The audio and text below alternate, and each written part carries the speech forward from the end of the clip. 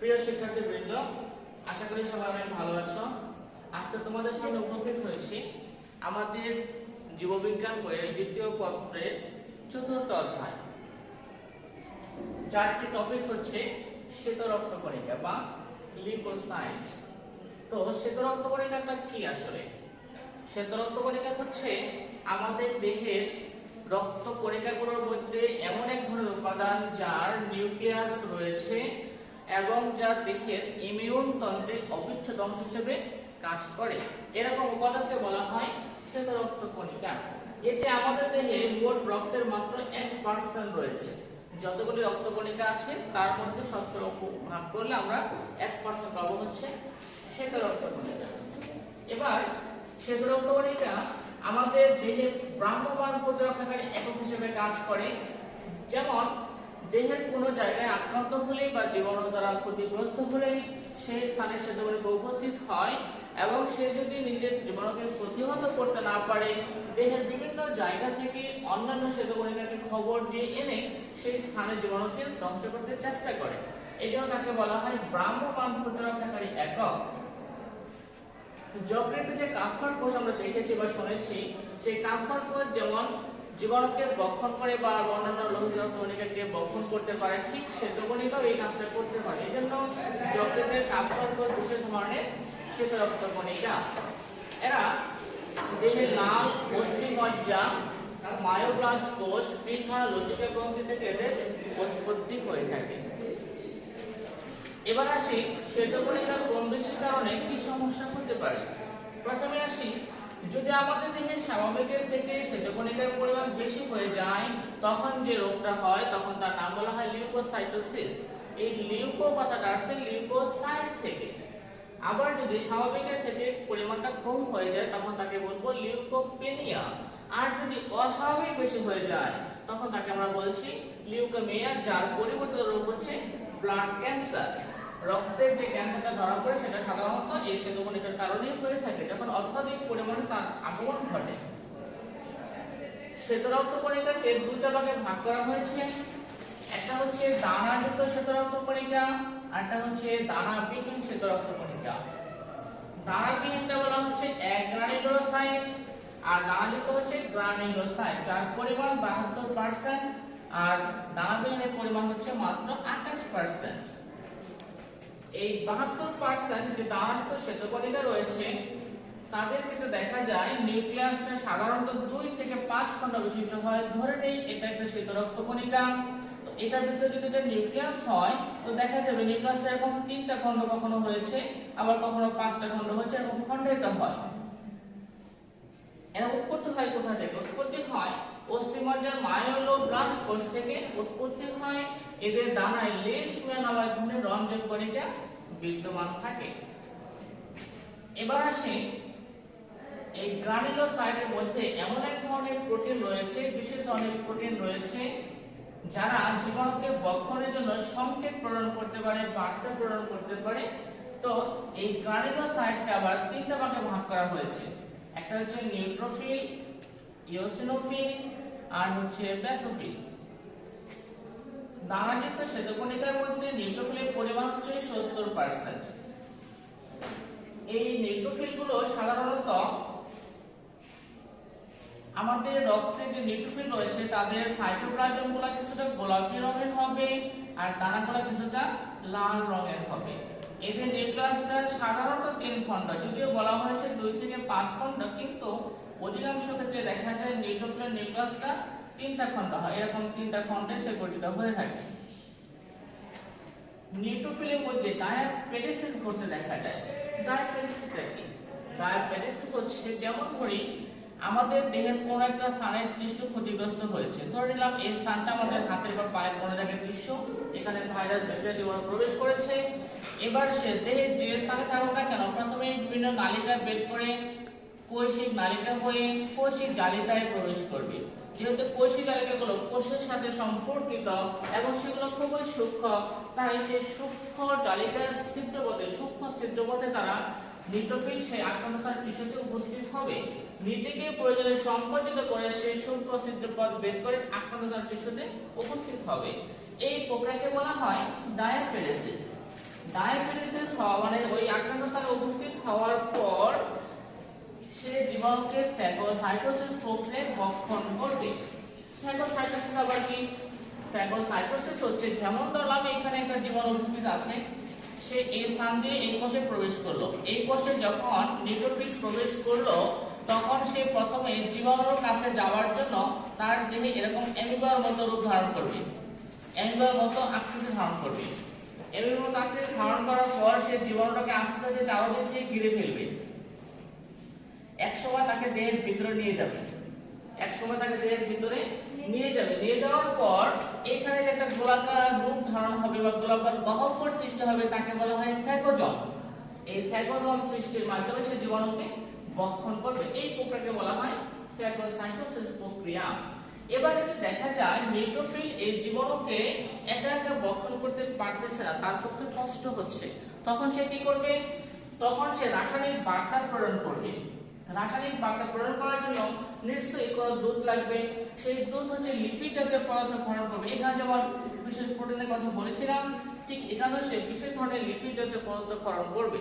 এই লিপিড জাতীয় পদার্থের সংবাদ নিয়ে আমাদের দেশের রাষ্ট্রপতির কাছে বা পররাষ্ট্রমন্ত্রীর কাছে যাবে। যাওয়ার পথে সে যে রাস্তা দিয়ে যাবে সেই রাস্তাকে প্রসারিত করবে। বিশেষ করে সে যেহেতু যাবে এই কোষী নালিকা দিয়ে, কোষী প্রাচীর দিয়ে সে যখন যাবে এই জালিকা প্রাচীরটা তখন সে প্রসারিত করে করে যাবে। আচ্ছা, এবার যখন রাষ্ট্রপতি বা পররাষ্ট্রমন্ত্রী খবর পাবে তখন সে বিভিন্ন দেশের বিভিন্ন জায়গা থেকে সেনাবাহিনী বা আমাদের মুক্তিযোদ্ধাদের একত্রিত করে ওর সাথে সেই জায়গায় পাঠিয়ে দেবে। সেই জায়গায় তারা সবাই একত্রিত হয়ে প্রবল প্রতিরোধ করে তুলবে এবং শত্রুর বিরুদ্ধে সে যুদ্ধ করবে, জয়ী হবে। এই প্রক্রিয়ার মাধ্যমে জীবাণুকে ভক্ষণ করে থাকে। সাধারণত বলা হয় প্রতিটা নিউট্রোফিল 3 থেকে 20টা ব্যাকটেরিয়াকে ভক্ষণ করতে সক্ষম হয়। এবার আসি গ্রানুলোসাইটের দ্বিতীয় অংশ ইওসিনোফিল, যার পরিমাণ মাত্র 1.5%। এটার সাইটোপ্লাজম কিছুটা নীলাভ রঙের হয়, দানাগুলো লালচে কমলা হয়। এর নিউক্লিয়াসটা 2টা খণ্ড বিশিষ্ট হয়। এরা সাধারণত পৌষ্টিক নালীর প্রাচীরের সবচেয়ে বেশি থাকে। আমাদের যে পৌষ্টিক নালীটা রয়েছে বিশেষ করে পাকস্থলী, ক্ষুদ্রতা, বৃহদন্ত্র ওইসব অংশে এরা সবচেয়ে বেশি পরিমাণে থাকে।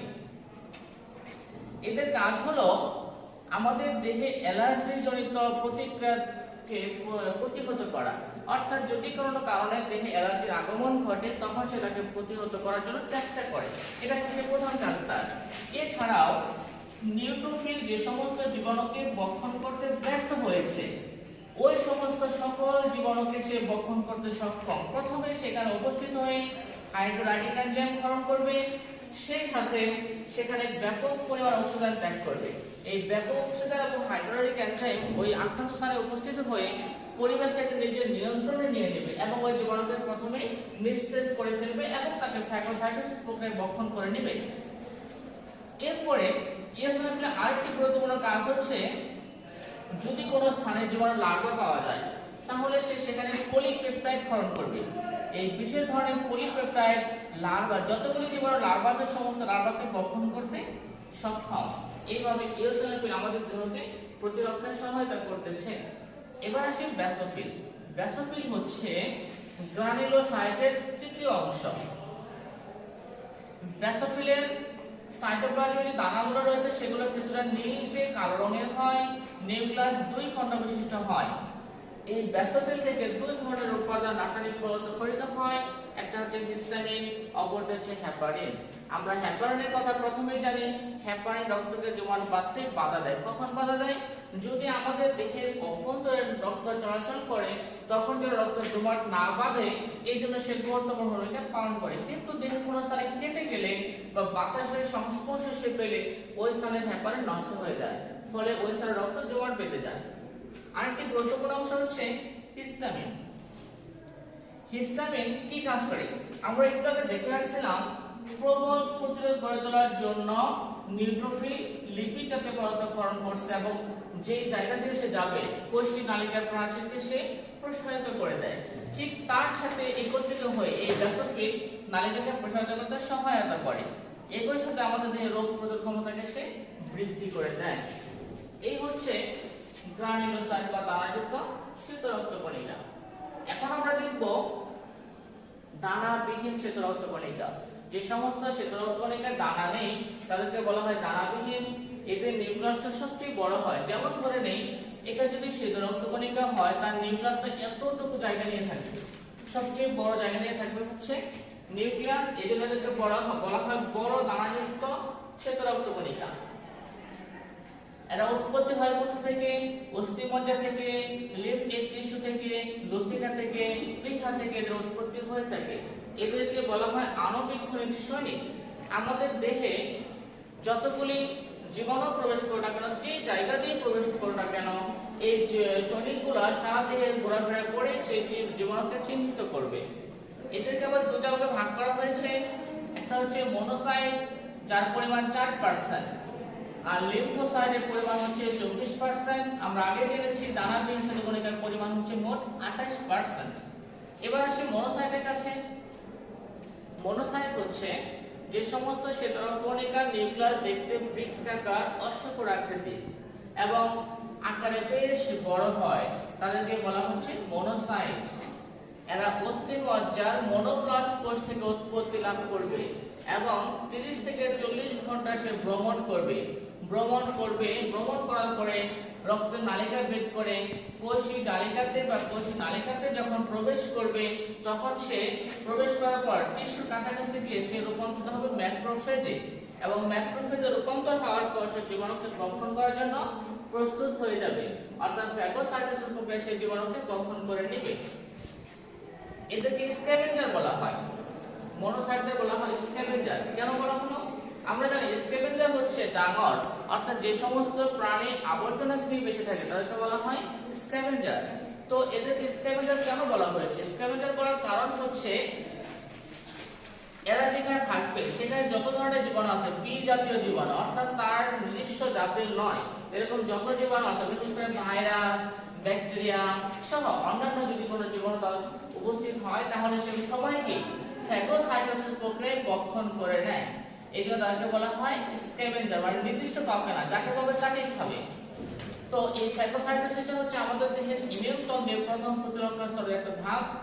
সাধারণত মনোসাইট 100টি ব্যাকটেরিয়াকে গ্রাস করতে পারে।